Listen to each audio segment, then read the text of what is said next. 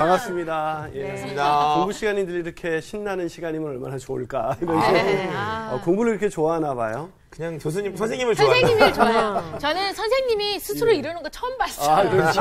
저도 여기가 공부하러 나오는 게 아니라 뭐 이렇게 경기에 나가야 되는 그런 기분이 드는데 어떻게 잘들 지내셨어요? 네. 어떻게 보면 신앙도 인생도 우리의 경주에 비유할 수가 있죠. 처음에 달릴 때는 다 똑같은 것 같지만 누가 믿음의 경주를 잘 달리느냐에 따라서 우리 인생이 달라지듯이 오늘도 우리가 이 공부를 통해서 우리가 더욱더 신앙의 경주를 잘 달리게 되기를 주님의 이름으로 축복합니다. 네. 그러려면 우리가 또 뭘 잘해야 돼요? 복습. 역시 우리 미란 학생 훌륭합니다. 네. 자, 천천히 걷는 인생에 대해서 배웠었죠. 자, 천천히 걷는다는 게 뭐였죠?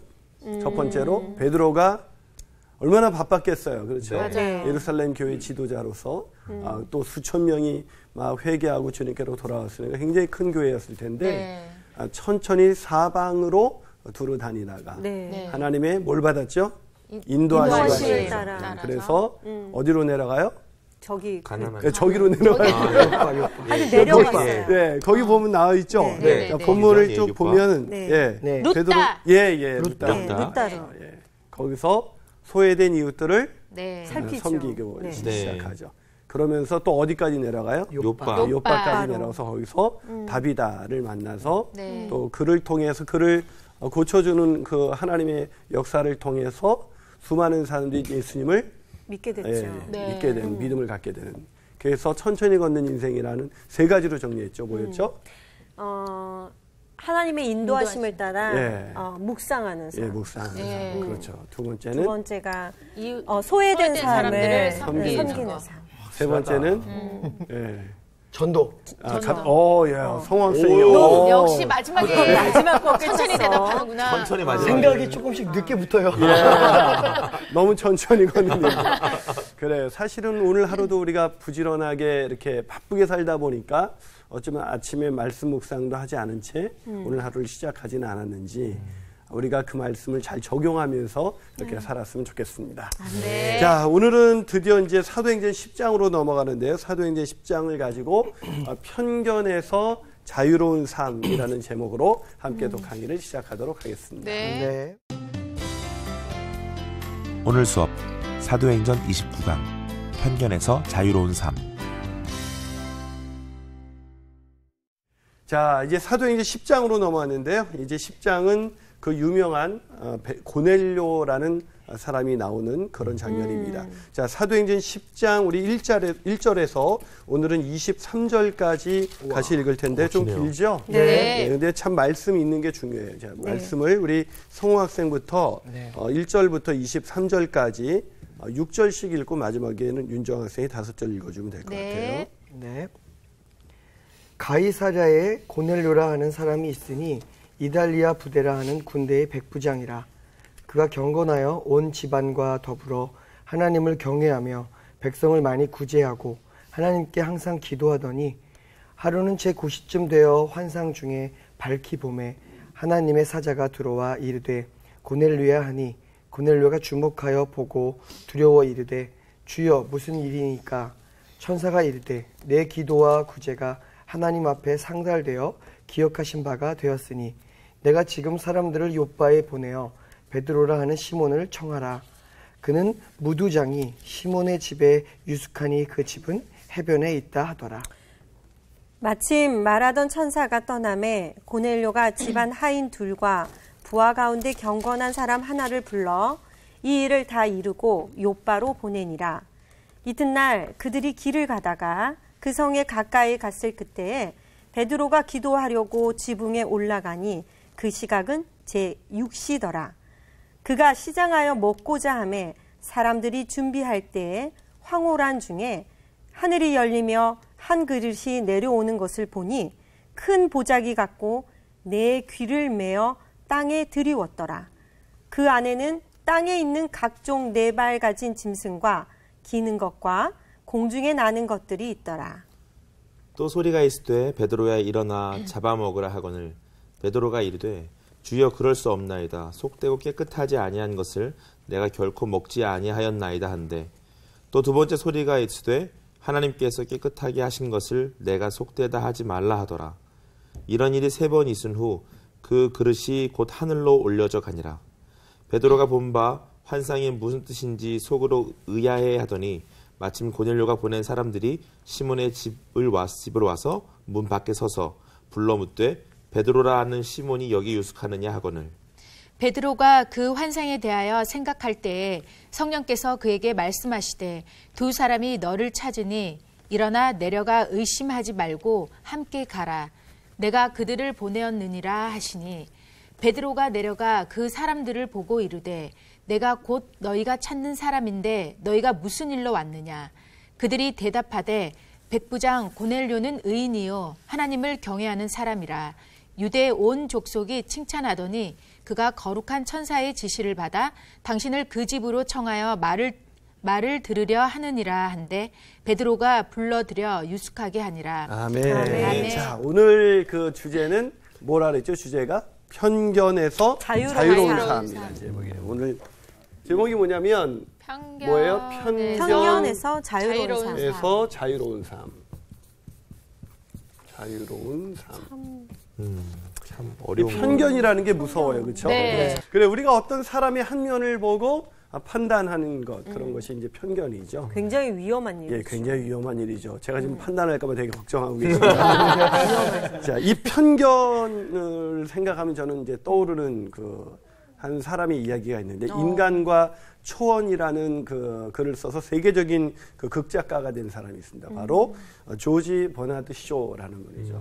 이분이 굉장히 이제 이 책을 통해서 세계적인 극작가가 되는데 이분이 영국 사회를 보니까 영국 사회가 이렇게 너무 편견에 사로잡혀 있는 거예요.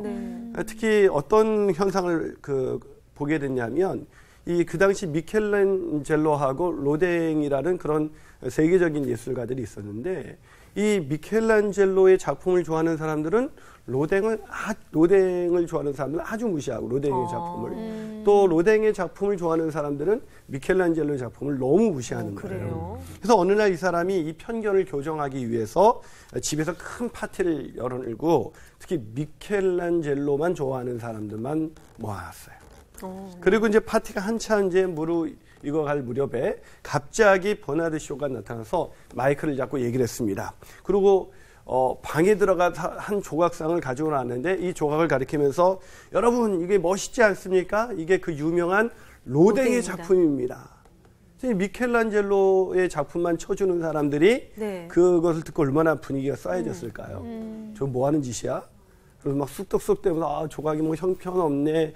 저걸 조각이라고 만들었냐. 이제 온갖 비난을 쏟아낸 거예요. 그런데 그 순간에 온갖 비난이 쏟아질 무렵에 갑자기 이 버나드 쇼가 죄송합니다. 정말 죄송합니다. 제가 미켈란젤로의 작품을 잘못 갖고 왔습니다. 이렇게 얘기를 한 거예요. 얼마나 황당했을까요? 네. 미켈란젤로의 작품을 좋아한다고 말하면서도 그냥 편견을 가지고 무조건적으로 판단하는 그런 영국 사회의 그런 이면을 그렇게 그 이야기를 통해서 우리에게 들려주고 있죠. 사실은 이 편견이라는 것이 교회 안에도 참 많죠. 그렇죠? 교회 안에서 이렇게 어떤 신앙생활할 때 새벽 예배 안 나오면 저 사람 뭐 새벽 예배도 안 나와. 믿음이 없나 봐. 믿음이 없나 봐. 큐티를 안 하면 저 사람 훈련이 안 돼 있어. 또 그러면서 나름대로의 어떤 그런 편견을 가지고 사람들을 판단하죠.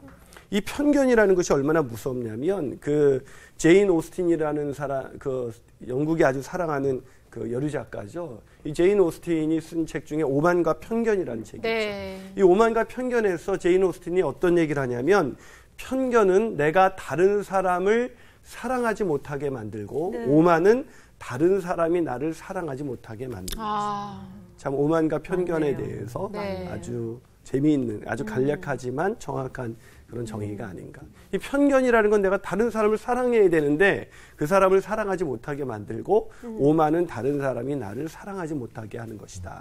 라는 그런 얘기를 했습니다. 오늘 본문에서 보면 우리가 좀 교회에서 크리스찬으로 살아갈 때, 아니 세상에서 살아갈 때도 우리가 믿지 않는 사람들에 대해서도 편견을 갖고 있지는 않는가.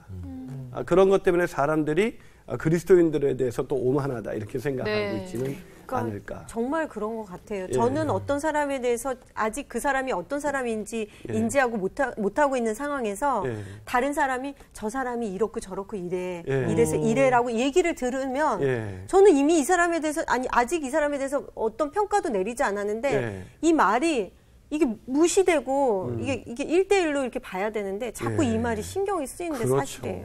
저도 그 얘기 들으니까 제가 한 대형 교회에서 부사역자로 일을 할 때 한 그 후배 목사님이 이렇게 이제 새로 뽑혔어요. 그래서 부사역자가 됐는데 저는 몰랐어요. 그 사람이 그냥 바빠서 저거 식사를 못 하나 이렇게 생각했는데 나중에 자기 친구가 그러더래요. 너 그 교회 가면 김일환 목사만 조심해라.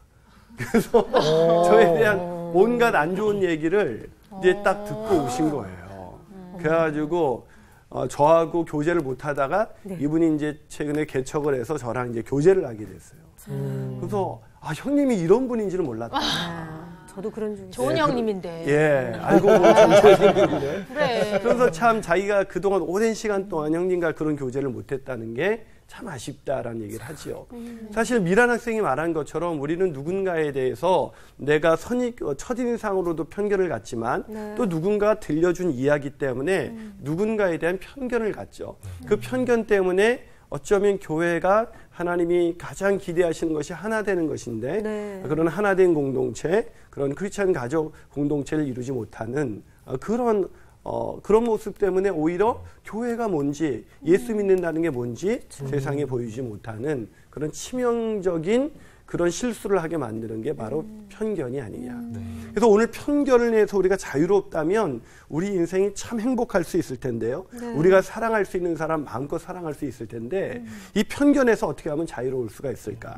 자, 오늘 베드로와 이 고넬료의 이 모습을 통해서 우리가 그것을 배워갈 수가 있습니다. 자, 오늘 본문을 아주 간단하게 정리하면 고넬료와 베드로가 뭘 보죠? 각자 환상을 봅니다. 그 환상을 보고 결국 고넬료와 하속들이 베드로에게 있는 데까지 가고 베드로가 그들을 영접하는 사건이죠. 여러분, 고넬료는 유대인이에요, 이방인이에요? 이방인이죠. 베드로는요? 유대인이죠. 그러니까 유대인들이 이방인을 어떻게 대했는지 우리가 상식으로 알고 있죠. 그러니까 그것이 영접했다. 이 맨 뒤절 23절 베드로가 불러들여 유숙하게 했다. 같이 먹고 잤다는 거예요. 자, 이렇게 불러들이는 사람이 누구예요? 베드로요. 그러니까 베드로가 불러들였는데 누구를 불러들였어요? 고넬료, 이방인. 고넬료의 하속들이죠. 고넬료가 아직 온 것은 아니고 고넬료가 보낸 사람들이니까 역시 이방인이겠죠. 아니, 고넬료는 그래도 좀 백부장이라도 되지. 그보다도 못한 하속들이 와가지고 왔는데 그런 이방인들을 함께 모여서 교제하고 자고 했다? 대단한 거죠. 편견이 없는 그런 모습들을 가지고 또 어떻게 보면 고넬료의 입장에서는 자, 환상을 봤지만 베드로라는 존재가 어떤 존재예요? 베드로라는 존재는 베드로가 볼 때는 고넬료가 이방이지만 베드로의 직업은 뭐였어요? 어부. 좀 약간 무시했을 것 같아요. 고넬료는요. 백부장. 누가 사회적 신분이 높아요? 백부장. 게다가 그 당시 로마 통치 아래서 유대니까 속국이잖아요. 속국의 어부. 그 사람에게 자기 하속들을 막 보내가지고 야, 좀 그분을 모셔와라. 그러기가 쉬울까요? 어려울까요? 어려워요. 굉장히 어렵겠죠. 그런 모습을 통해서 우리가 편견에서 자유로워질 수 있는 비결을 배울 수가 있습니다. 자, 그럼 어떻게 편견에서 자유로워질 수가 있는가?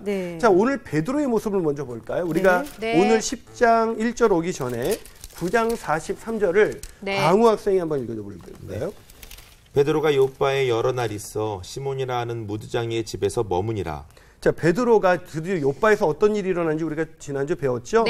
자, 다비다를 살리고 놀라운 일들이 일어났습니다. 수많은 사람들이 주님께로 돌아왔어요.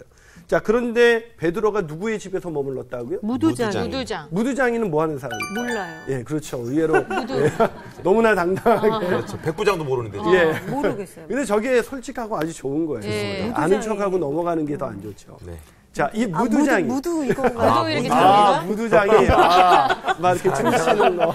아니, 성화가 그랬어요. 예. 무두 잡는 사람? 역시 성호 학생이 진짜 예수 믿어서 이렇게 하나님을 찬양하는 사람이 됐지. 감사할 일이죠. 안 믿었으면 저기 어딘 엑스나이트에서 지금 강남에서. 무드 잡고 있지. 그렇죠. 무드 잡고 있지 않을까.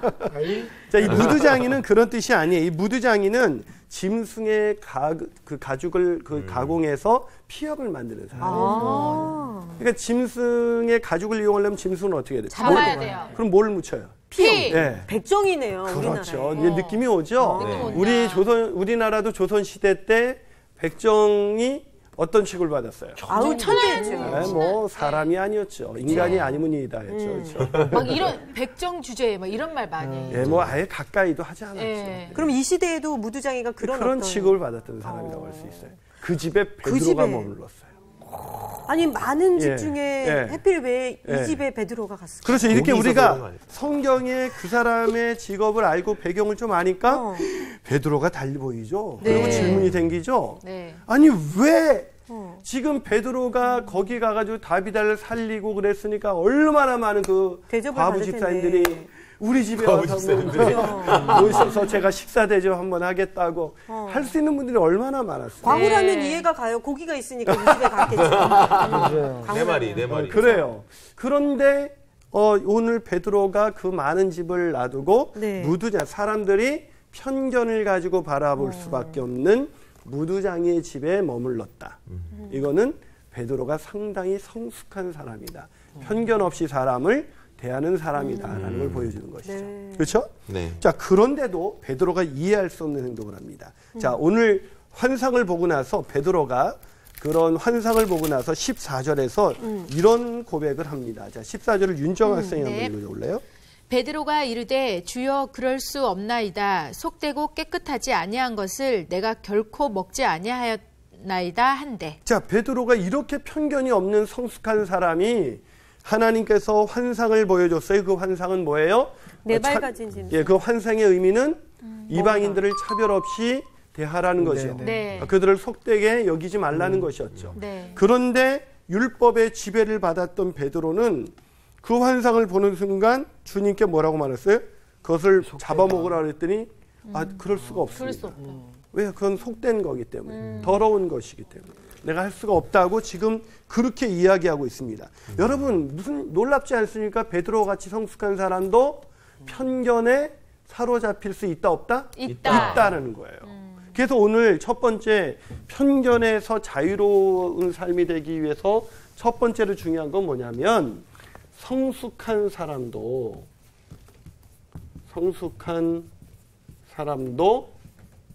편견이 있을 수 있다는 거예요. 선생님, 저는요, 예, 예. 이 의미가 저는 잘 모르겠어요. 그 안에 땅에 있는 각종 네 발과 가진 짐승과 예. 기는 것과 공중에 나는 것이 있더라. 이런 거는 율법에서 금하는 음식이에요. 네네. 더러운 거죠. 그러니까 베드로는 유대인이니까 이런 걸 지켜왔겠어요? 안 지켜왔겠어요? 지켜왔어요. 그런데 예수님 만나기 전까지 지켜왔던 거예요. 그럼 예수님 만났으면 이제는 그런 것에서 자유로워질 수 있어야 되는데 여전히 그 율법의 지배를 받고 그 환상을 보고 어떻게 저렇게 율법에서 금하는 음식을 먹을 수 있습니까? 나는 절대 그럴 수 없습니다. 이런 뜻입니다. 네. 예.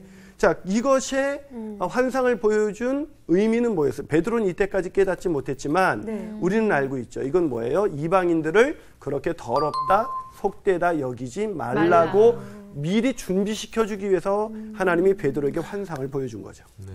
그런데도 베드로와 같이 무두장이 집에서 편견 없이 사람을 대하는 베드로도 그것을 보는 순간 그건 결코 그럴 수 없습니다.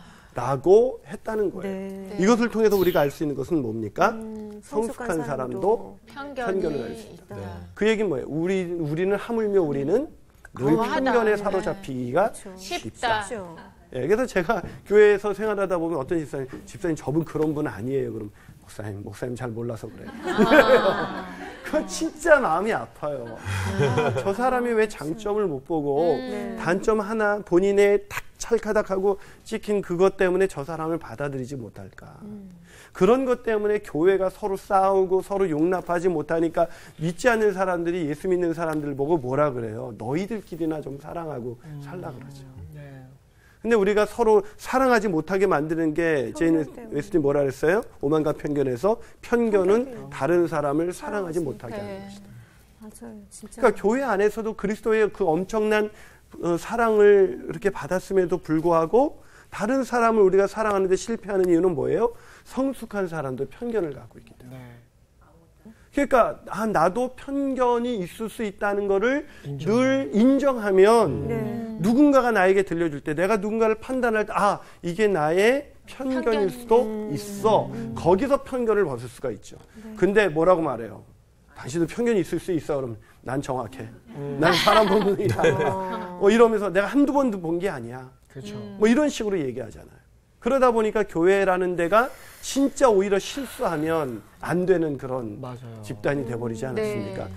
누구의 허물과 죄를, 무수한 허물과 죄를 덮어주는 곳이어야 되는데 오히려 죄를 더 한 가지만 실수해도 그런 편견으로 낙인이 찍혀서 그 안에서 그렇게 기쁨으로 신앙생활하기가 어렵죠. 내가 그럴 수 있다는 성숙한 우리는 성숙까지도 아니었잖아요. 성숙한 베드로도 그랬는데 우리는 하물며 얼마나 내가 편견에 쉽게 사로잡히는가 그것을 인정하는 것이 중요하다는 거예요. 귀가 얇아요, 귀가. 이게 문제야. 자, 그래서 편견에서 자유로워지기 위해서 우리가 더 중요한 건 뭐냐면 자, 본문 볼까요? 자, 15절에서 하나님이 그 편견을 가진 베드로에게 뭐라고 말했습니까? 15절을 한번 이렇게 귀가 얇은 우리 미라나쌤. 자, 15절 읽어볼까요? 또 두 번째 소리가 있으되 하나님께서 깨끗하게 하신 것을 내가 속되다 하지 말라 하더라. 예, 하나님께서 그걸 이미 깨끗하게 하셨다라는 것이죠. 그런데도 이런 베드로는 이 부분을 잘 이해할 수가 없었습니다. 그래서 여전히 깨닫지 못해 17절을 한번 성호 학생 읽어볼까요? 베드로가 본 바 환상이 무슨 뜻인지 속으로 의아해하더니 의아해하더니 이게 이제 도대체 뭔 얘기야. 이게 뭘 보자기의 이 환상이 도대체 갑자기 부정한 음식들이 거기 열어보니까 막 가득 쌓여있고 먹지도 못하는 걸 하나님 주시더니 그거 먹으라 그러시고 먹을 수 없다니 내가 깨끗하게 한 걸 왜 먹지 않냐고 이렇게 얘기하시니까 이게 도대체 무슨 뜻이지? 이렇게 의아해하고 있었다는 것입니다. 여러분 이렇게 저는 이 의아하다는 이 단어처럼 우리가 편견을 갖고 있다는 것을 미처 깨닫지 못한 채 내가 얼마나 많은 편견을 가지고 사람을 대하고 있는지 깨닫지 못한 채 그냥 이렇게 엉뚱한 생각을 하는 그런 모습이 바로 우리들의 모습이 아닌가. 그때 우리가 다시 기억합시다. 성숙한 그리스도인이라 할지라도 편견이 있을 수가 있다는 겁니다. 그래서 우리 안에 지금 좀 마음속에서 좀 제껴놓은 사람들 그분들에 대해서 우리가 다시 그분들을 받아들일 준비를 하는 게 중요합니다. 아멘이십니까? 아멘. 자, 한 발 더 나가면 편견에서 자유로운 두 번째 삶의 원리를 오늘 본문에서 가르쳐주고 있는데 그 본문 두 번째는 뭐냐면 자신의 마음을 낮추는 겸손함이에요. 아까 귀가 얇다는데 귀가 얇은 게 아니라 우리 마음이 겸손하지 않기 때문에요. 우리가 왜 쉽게 편견에 사로잡히냐면 우리가 판단자 입장에 서는 거죠. 몸을 낮춰야 되는데 마음을 낮춰야 되는데 우리에게 뭐가 없어요? 겸손함이 없어요. 겸손함. 이 성숙한 사람들, 내가 성숙했던 것이 자랑이 되면 안 되는데 성숙했던 부분이 어느 날 나에게 자랑이 돼요. 그래서 내가 이 정도 했으면 난 사람 정확하게 판단하고 그러지 이러면서 어느덧 슬슬 자기가 이렇게 높아지는 거예요. 그러다 보니까 이제 자기 안에 딱 들어오는 거죠. 자기가 기준이 되는 거죠. 근데 오늘 본문을 보면 그렇게 베드로와 고넬료가 그렇게 행동하지 않고 있다는 것을 느낄 수가 있어요. 자, 아까 말씀드린 것처럼 오늘 이 본문에서 이 베드로가 이 환상을 보고 딱 환상을 이제 딱 뭔지 의아해하고 있을 때 누가 나타났어요? 고넬료가 보낸 사람들. 자, 17절을 윤정 학생이 읽어주세요. 베드로가 본 바 환상이 무슨 뜻인지 속으로 의아해하더니 마침 고넬료가 보낸 사람들이 시몬의 집을 찾아 문 밖에 서서. 자, 시몬의 집을 찾아서 문 밖에 섰어요. 고넬료가 보낸 사람들. 자, 이 고넬료가 뭘 봤죠? 고넬료도 환상을 봤잖아요. 그렇죠? 앞으로 가보세요. 10장으로 가보세요. 자, 10장 1절에 보면 가이사랴 고넬료라 하는 사람이 있으니 이달리아. 이달리아는 어딘지 아시죠? 이탈리아. 그 발음이 비슷하니까 얼른 캐치하시는데 자, 근데 이 사람이 언제쯤 3절 보세요. 3절에 보니까 제9시쯤 되어서 환상 중에 밝히 보니까 하나님의 사자가 뭐라고 나타나서 들어와서 뭐라고 해요? 고넬료를 부르면서 누구래? 베드로를 데려오라는 거죠. 네. 그가 누구 집에 있다? 무두장이 시몬의 집에 있다. 그럼 이 얘기를 들었을 때 우리가 이런 환상을 봤어요. 그러면 우리는 어때? 이거 진짜 환상이구만. 그렇죠. 헛거봤다. 헛거봤네. 이건 참 낮잠 이상하게 잤더니 내가 좀 이상해졌나? 뭐 이러고 뭐 끝났을 것 같아요. 그런데 그 고넬료는 이 환상을 보고 어떻게 했어요? 불러다가 자기의 하숙들을 불러다가 베드로의 집으로 베드로를 찾으러 데려오라 했어요. 사람을 보낸 거예요. 네. 멋있다. 이게 뭐예요? 편견이 없는 거죠. 아까도 말씀드린 베드로는 누구예요? 자신의 속국의 어부에 불과하고 지금 그것도 무두장이 그 당시 천한 직업 중에 천한 직업을 가진 그런 무두장이의 집에서 거하고 있다. 그러면 이건 환상이야. 진짜 그야말로 환상이야. 하고 안 갔을 텐데 그 말씀 앞에서 자기의 생각을 깨뜨리고 다시 말할까요? 편견을 깨뜨리고 간 거죠. 이것이 고넬료의 위대함이에요. 근데 고넬료가 이렇게 해서 베드로는 그때까지도 깨닫지 못하고 있을 때 의아해할 때 문 밖에 서서 드디어 고넬료가 보낸 사람들이 불렀죠. 네. 그래가지고 그 보면 19절을 보면 뭐라고 얘기해요? 19절을 한번 광우 학생이 읽어줘 볼까요? 네. 베드로가 그 환상에 대하여 생각할 때에 성령께서 그에게 말씀하시되 두 사람이 너를 찾으니 일어나 내려가 의심하지 말고 함께 가라. 내가 그들을 자, 그때 베드로가 환상에 대해서 의아하게 생각할 때에 성령께서 뭘 해주셨어요? 말씀을 주셨죠. 네, 그 말씀을 주시니까 그 두 사람이 너를 찾으니 일어나 내려가 의심하지 말고 이 말을 바꿔볼까요? 네 안에 있는 생각의 편견을 깨뜨리고 내려가서 함께 그들과 가라. 그들은 내가 보낸 사람이다. 여러분 이 정도 하면 우리 같으면 성령께서 말씀하셨으니까 무조건 순종할 것 같죠. 우리는 마음속에 하나님이 내가 판단하고 있는 사람도 쟤는 아니야.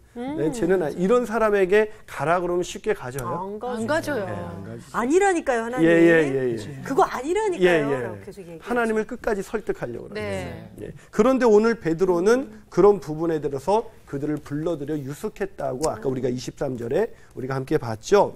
자, 이것을 통해서 얼마나 이들이 그렇게 편견 없이 사람을 대할 수 있었는가를 볼 수 있는데 이들은 왜 이렇게 편견 없이 사람을 대할 수 있는가? 우리는 그게 정말 안 되는데 왜 이들은 편견 없이 대했을까? 그것을 우리가 배우기 위해서는 앞부분을 보면은 우리가 그분들을 이해할 수가 있어요. 자, 보면은 그 고넬료가 어떤 사람이라 했어요? 2절을 한번 성우 학생이 읽어볼까요? 그가 경건하여 온 집안과 더불어 하나님을 경외하며 백성을 많이 구제하고 하나님께 항상 기도하더니. 자, 거기 보니까 드디어 이제 고넬료가 어떤 사람인지를 보여주고 있죠. 자, 이 고넬료와 베드로에게 둘 다 있는 공통점은 일단 겸손함이에요. 자신의 마음을 낮췄기 때문에 그렇게 받아들일 수 있었고 찾아갈 수 있었던 거예요. 근데 이렇게 낮출 수 있는 겸손함은 도대체 어디서 오는 건가? 이렇게 낮추는 거. 예? 경건의 삶. 그렇죠. 경건의 삶이죠. 그래서 세 번째로 중요한 것은 뭐냐면 경건함이에요. 경건함. 우리가 겸손하다는 것을 그냥 제가 뭐 부족한데요. 뭐 저도 목사님 은혜 많이 받았어요. 하나님이 하신 거죠. 그래서 속으로 내가 좀 하긴 하지. 뭐 이런 걸 할 수도 있단 말이에요. 근데 진짜 하나님은 내 마음을 속까지 꿰뚫어 보시고 계시잖아요. 근데 진짜 겸손하다는 거는 사실 우리의 노력, 우리 안에서 나오는 게 아니에요. 그것은 내 안에 이 죄성으로 가득한 인간은 겸손하기가 어려워요. 근데 우리가 어떻게 하면 겸손해질 수 있을까요? 하나님을 경외해야 되죠.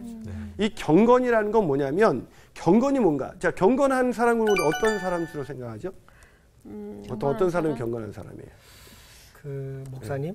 목사님. 상당히 아직도 목사에 대한 항상을 갖고 계시네요. 그렇게 믿고 있습니다. 예. 참 성화. 더 정확히 말하면 김인환 목사님? 시청자분들이 상당히 힘들어하십니다. 사실은 오늘날 목회자가 그렇게 비춰질 수 있다면 얼마나 좋을까요? 그러나 오늘날 그렇게 비치지 않죠. 사실은. 그런데 사실은 경건한 사람 그러면 오늘 본문에 보니까 고넬료는 아직 이방인이에요. 네. 로마의 백부장입니다. 그러게.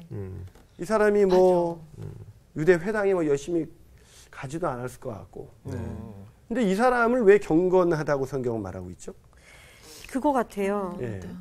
여기 2절에서 하나님을 경외한다고 한다는 건 하나님을 사랑한다는 얘기고 백성을 많이 구제한다는 거는 이웃을 사랑하는 것 같아서 이 두 가지를 어쩜 실천하고 이렇게 하는 사람을 경건한 삶을 산다라고 말하는 게 아니에요. 그럴 아주 정확한 이야기인데요. 한 가지가 더 있는데 두 가지를 얘기했어요. 자, 사실은 그 두 가지가 다이긴 하죠. 자, 2절을 한번 우리 송 학생이 천천히 한번 읽어줘 볼까요? 2절을 시작.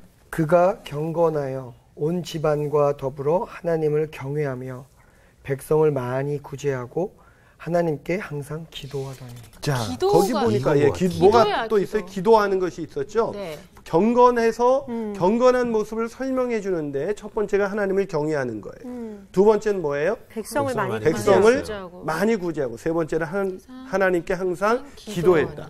여러분 성경에서 경건에 대해서 항상 얘기할 때 빠지지 않는 것 중에 하나. 첫 번째는 우리가 경건하다 그러면 하나님을 경외한다. 이거는 우리가 쉽게 받아들일 수 있을 거예요. 네. 근데 경건함의 두 번째 표지는 뭐예요? 백성을 많이 구제한다는 거예요.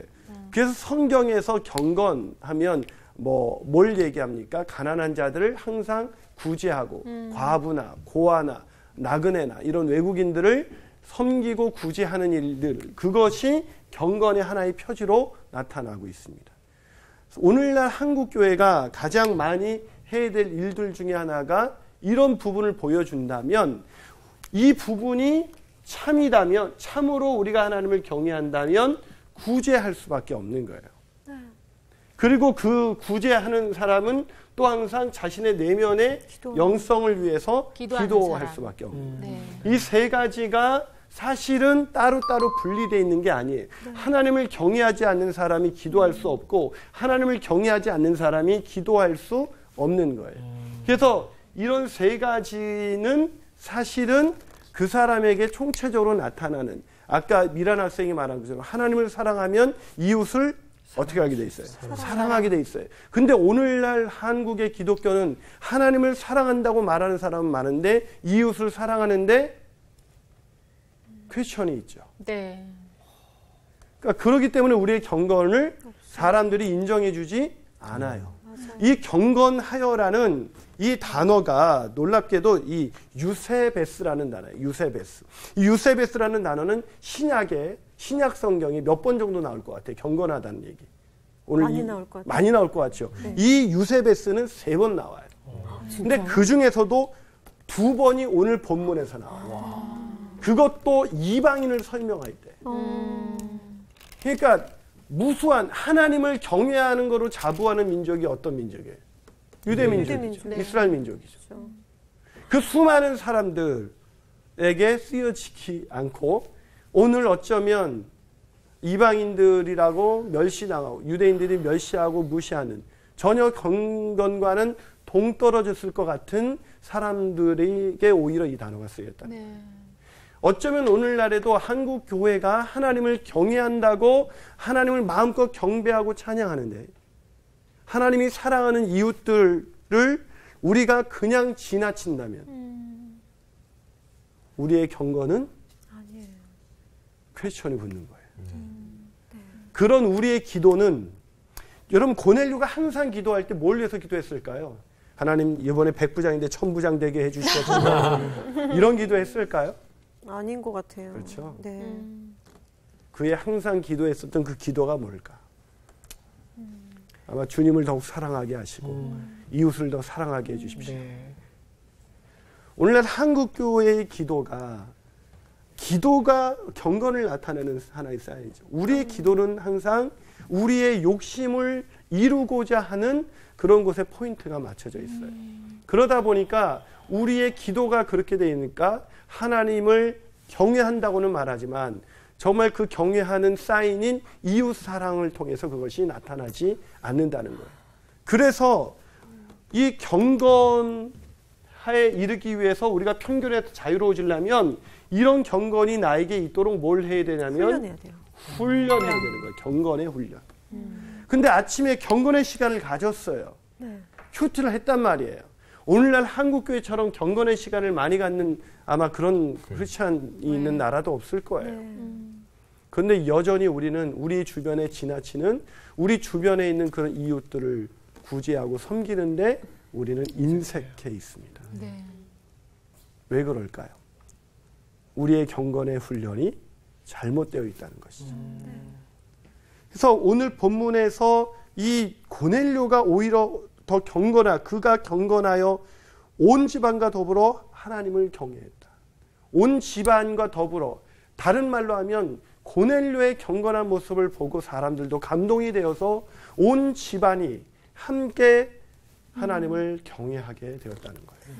그래서 나중에 뒤에 보면 우리가 본문에도 보면은 7절 10장 7절에도 보면 마침 말하던 천사가 떠나며 고넬료가 집안 아인 둘과 부하 가운데 어떤 사람을 불렀다고요? 경건한 사람. 부하들도 경건해. 괜찮다. 네.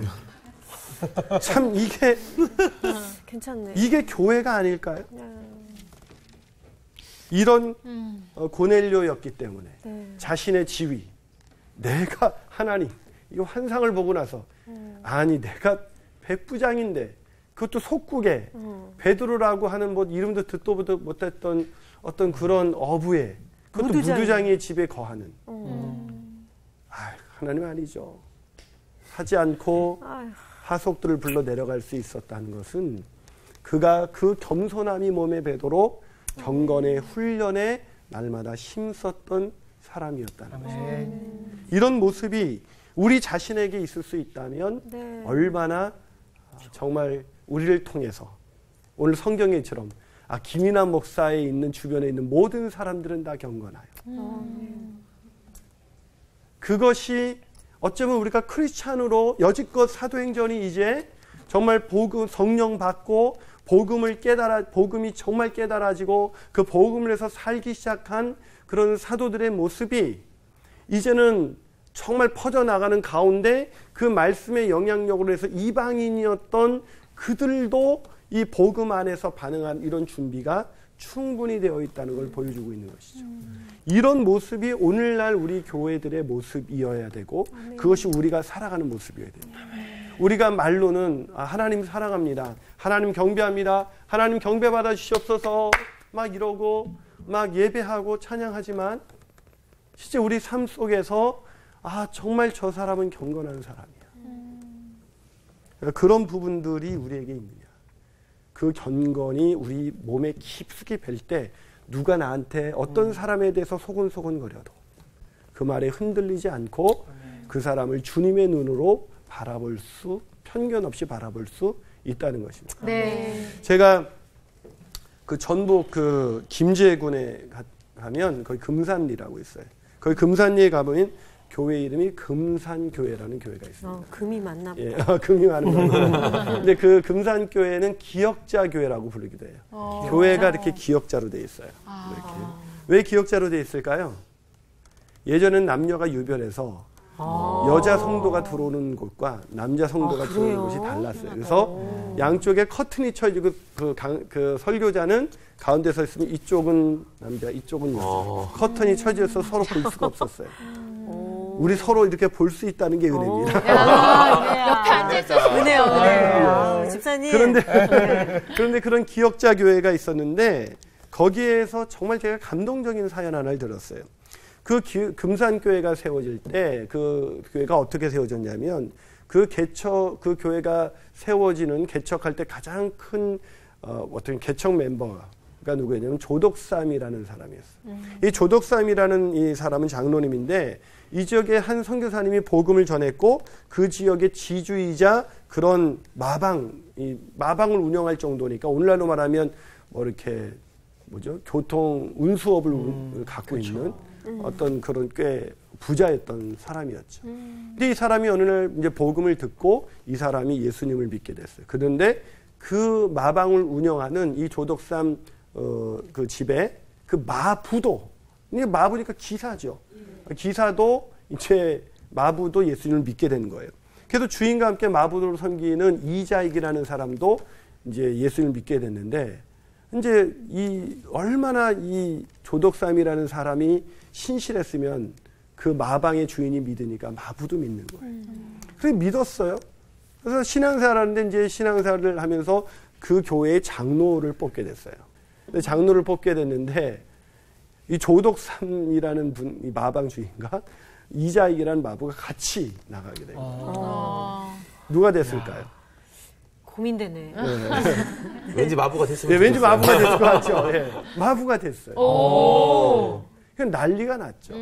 여러분 그 당시 아직 우리나라 이렇게 자유로운 때가 아니에요. 네. 지금 신분이 이제 철폐가 되고 있었지만 여전히 네. 그런 의식에서 떠나지 못하고 있는 그런 때에 자신의 종이 장로가 된 거예요. 이 교회가 이제 큰일 났다.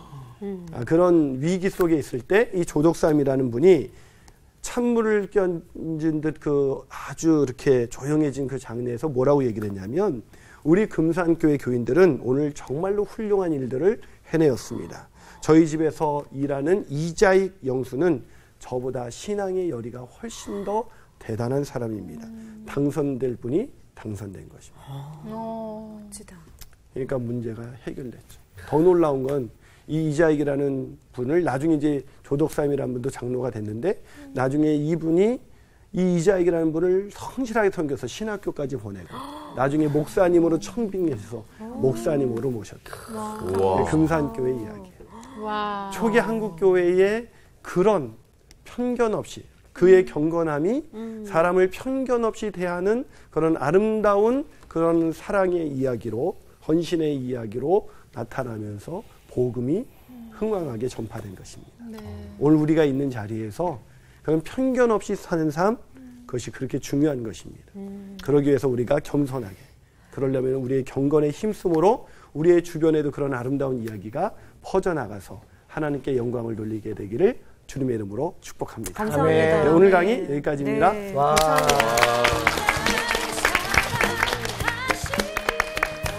너무 아름다운 해피엔딩이다. 내가 많이 이웃을 못 사랑하니까 그럼 나는 정말 하나님을 정말 사랑하고 있나? 라는 그런 질문까지도 저 개인적으로 계속 던지는 시간이었던 것 같아요. 난 들으면서 되게 회개됐던 게 우리 방송 전에 우리 성호 성경 잘 못 읽는다고 우리가 막 괄시했잖아. 편견 없이 정말 사랑하겠습니다. 나 잘 읽거든. 덕분에 우리가 즐겁잖아요. 아이고 어쨌든 즐겁게 삽시다. 자, 편견에서 자유롭게. 그래요. 예. 경건함. 이번 주 퀴즈입니다. 베드로가 룻다에서 치료한 8년 된 중풍병자의 이름은 무엇인가요? 1번 애니야, 2번 도르가, 3번 고넬료. 정답을 아시는 분은 CBS 성서학당 홈페이지에 정답을 올려주시거나 우편으로 보내주시면 됩니다. 보내실 곳은 서울특별시 양천구 목동서로 159-1 CBS 성서학당 담당자 앞입니다. 연락처를 꼭 남겨주세요. 선정되신 분들에게는 대한성서공회에서 성경, 송태근 선생님의 내가 어디 있느냐, 하나님이 꿈꾸는 교회, 김기석 선생님의 일상 순례자, 신우인 선생님의 땅과 하늘의 갈림길에서 가운데 하나를 드립니다.